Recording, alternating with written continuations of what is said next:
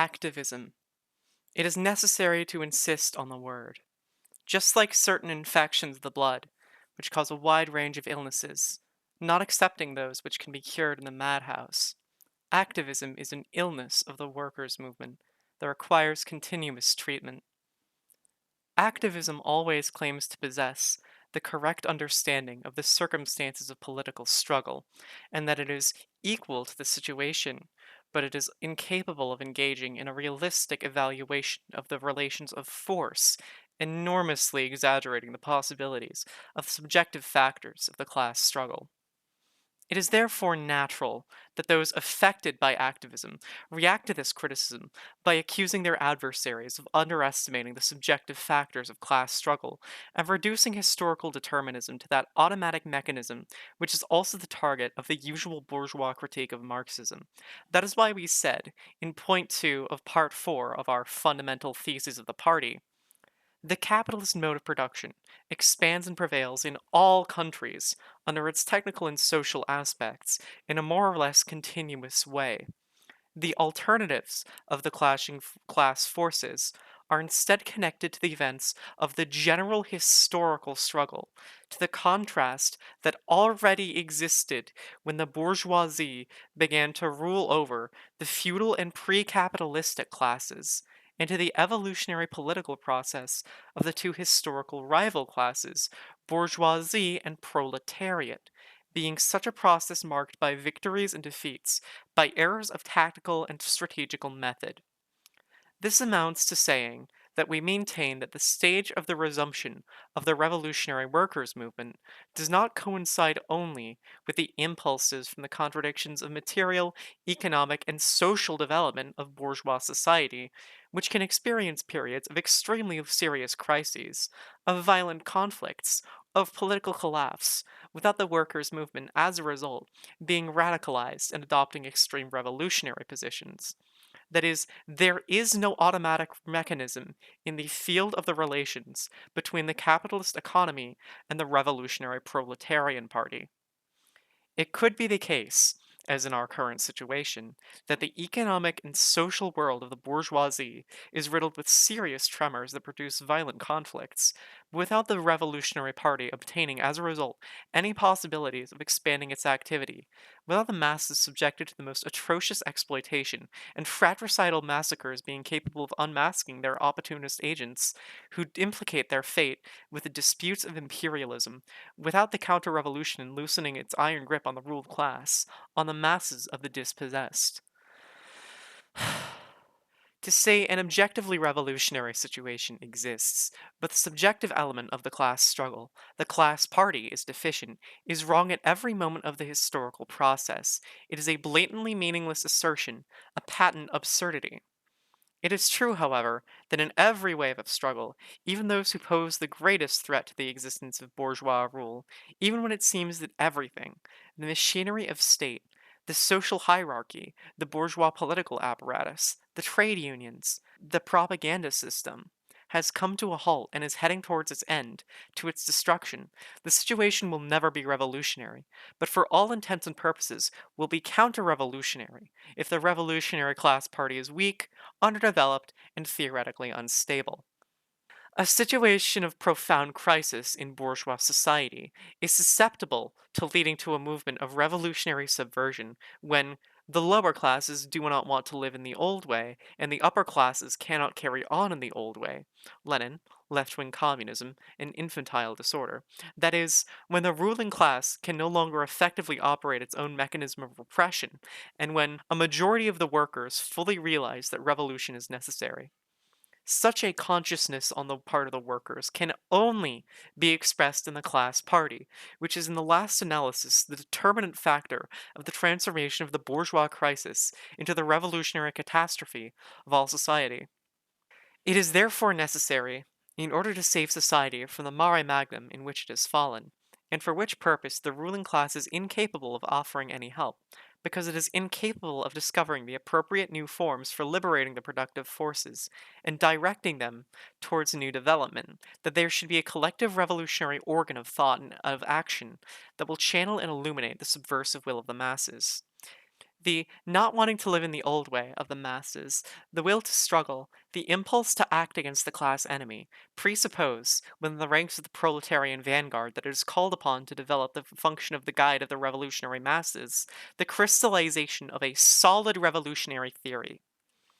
In the party, consciousness precedes action, unlike what takes place among the masses and at the level of the individual. If, however, someone were to say that this is nothing new, nothing really modern, and inquire whether we are trying to turn the Revolutionary Party into a small circle of scholars, of theoretical observers of social reality, never. In point 7 of part 4 of our 1951 Fundamental Theses of the Party, we read, although small in number, and having but few connections with the proletarian masses, in fact jealously attached to its theoretical tasks, which are of prime importance, the party, because of this true appreciation of its revolutionary duties in the present period, refuses to become a circle of thinkers, or of those searching for new truths, of renovators, considering as insufficient the past truth, and absolutely refuses to be considered as such. Nothing could be more clear. The transformation of the bourgeois crisis into class war and revolution presupposes the objective collapse of the social and political framework of capitalism, but this is not even potentially possible if the great mass of the workers is not won over to or influenced by the revolutionary theory disseminated by the party, a theory that is not improvised on the barricades. But will this theory perhaps be distilled behind closed doors by scholarly laborers without any connection to the masses? In response to this stupid accusation made by the fanatics of activism, one may quite correctly respond that the indefatigable and assiduous labor of defense, waged on behalf of the doctrinal and critical patrimony of the movement, the everyday tasks of immunization of the movement against the poisons of revisionism, the systemic explanation, in the light of Marxism, of the most recent forms of organization of capitalist production, the unmasking of the attempts on the part of opportunism to present such innovations as anti capitalist measures, etc. All of this is struggle, the struggle against the class enemy, the struggle to educate the revolutionary vanguard, that is, if you prefer, an active struggle that is nonetheless not activism. Do you seriously believe, while the whole gigantic bourgeois machine is committed from morning to night, not so much, please note, in refuting the revolutionary theory as it is in demonstrating that socialist demands can be realized against Marx and against Lenin, and when not only political parties, but also established governments swear that they govern, that is, oppress, the masses in the name of communism, that the arduous and exhausting task of restoring the revolutionary Marxist critique is merely a theoretical undertaking? Who would dare to deny that it is also a political labor, an active struggle against the class enemy? Only he who is possessed by the demons of activist action could think such a thing. The movement, even if it is weak in terms of numbers of adherents, that works on its newspapers, on its meetings, on holding revolutionary discussions, to free revolutionary theory from unprecedented adulterations, from opportunist contaminations, thus performs a revolutionary labor, a labor for the proletarian revolution. By no means can it be said that we conceive of the task of the party as a struggle of ideas. Totalitarianism, state capitalism, and the downfall of the socialist revolution in Russia are not ideas against which we oppose our own ideas. They are real historical phenomena which have eviscerated the proletarian movement by leading it onto the treacherous terrain of anti fascist partisan formations, the ranks of the fascists, the National Front, pacifism, etc.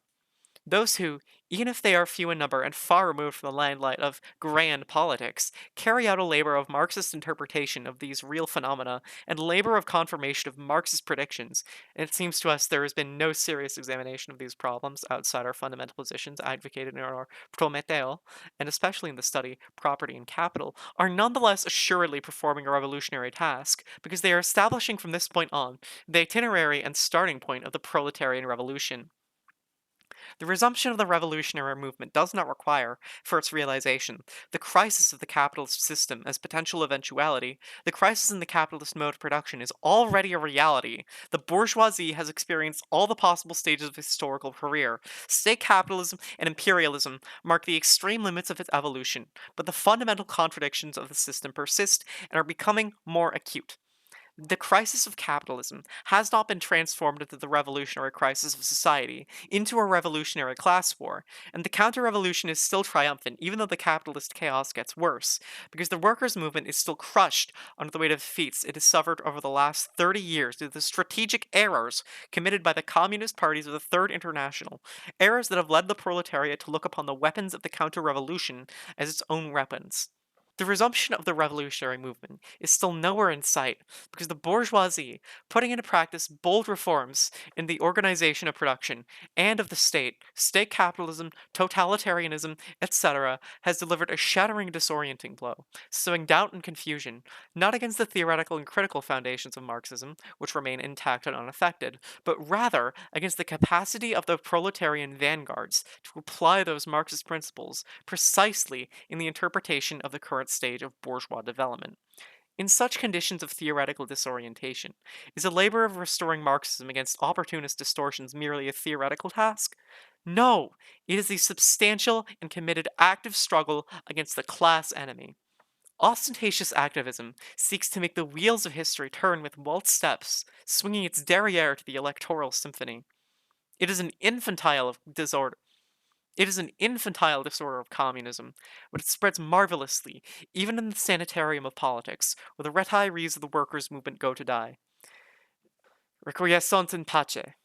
And then, as if by magic, they mobilize like an armored division, as soon as they are sent to conquer the factory nuclei of our groups, to count our members who do not really need an electronic calculator, and they claim, making you laugh, that these chickens and ducks, these imperialist blocks, are identical in weight, form, and color, that they are of equal strength, and with this sophistry they exhaust their very fluid analysis of the situation, which they deny that anyone else is capable of undertaking. They finally give in to the deadly temptation that the easy chairs of Parliament or some government ministry exercise with their sorry old behinds. All the activist psalms end in electoral glory. Back in 1917, we saw the sordid conclusion of the super activism of social democracy. After decades of activity entirely devoted to the conquest of parliamentary seats, of mixed trade union commissions, and a political influence that had bathed them in an aura of stoppable activism. When the time came for the armed insurrection against capitalism, however, it was seen that the only party who would engage in the insurrection was the party that had least experience working among the masses during the years of preparation, the one that more than any other had worked to preserve Marxist theory. It was then seen that those who possessed a solid theoretical training marched against the class enemy, while those who had a glorious patrimony of struggles shamefully choked on their own words and went over to the side of the enemy. So we are familiar with the fanatics of activism. Compared to them, carnival bankers are gentlemen. That is why we maintain there is only one way to avoid their contagion: the classic kick in the ass.